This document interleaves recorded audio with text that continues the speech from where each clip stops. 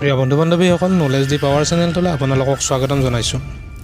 আজিৰ ভিডিঅ'টিত আমি সেইকেইজন ভাৰতীয়ৰ নাম জানিবলৈ পাম যিকেইজনে 1913 চনৰ পৰা 2023 চনৰ ভিতৰত নোবেল পুৰস্কাৰ লাভ কৰিছিল। আহকচোন ভিডিঅ'টো আমি আৰম্ভ কৰোঁ।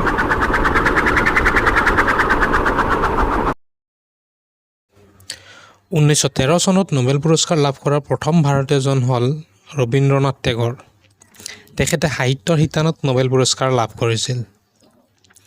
ইয়াৰ পিছত 1930 চনত পদাৰ্থ বিজ্ঞান শিতানত নোবেল পুৰস্কাৰ লাভ কৰা ভাৰতীয়জনৰ নাম হ'ল CV ৰমন।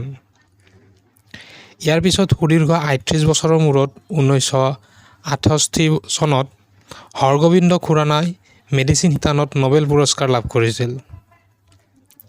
ইয়াৰ পিছত 1979 চনত মাদাৰ টেৰেছাই মানৱীয় কামৰ বাবে শান্তিৰ নোবেল পুৰস্কাৰ লাভ কৰিছিল। 1983 চনত পদাৰ্থ বিজ্ঞান শিতানত সুব্ৰমণ্যম শেখৰে নোবেল পুৰস্কাৰ লাভ কৰিছিল।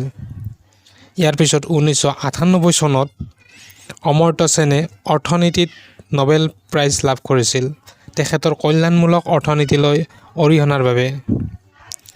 ইয়াৰ পিছত 2009 চনত ৰসায়ন বিজ্ঞান শিতানত ভেংকটৰমন ৰাধাকৃষ্ণনে নোবেল পুৰস্কাৰ লাভ কৰিছিল।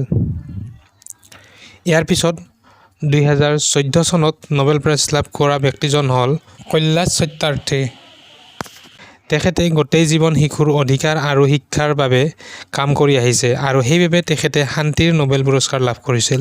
ইয়াৰ পিছত 2019 চনত এজন ইণ্ডিয়ান আমেৰিকান অৰ্থনীতিবিদে অৰ্থনীতি বিজ্ঞান শিতানত নোবেল প্ৰাইজ লাভ কৰিছিল।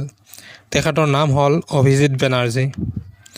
বন্ধু বান্ধৱীসকল, এই 9জন ভাৰতীয় ব্যক্তিয়ে এতিয়ালৈ নোবেল প্ৰাইজ লাভ কৰিবলৈ সক্ষম হৈছে।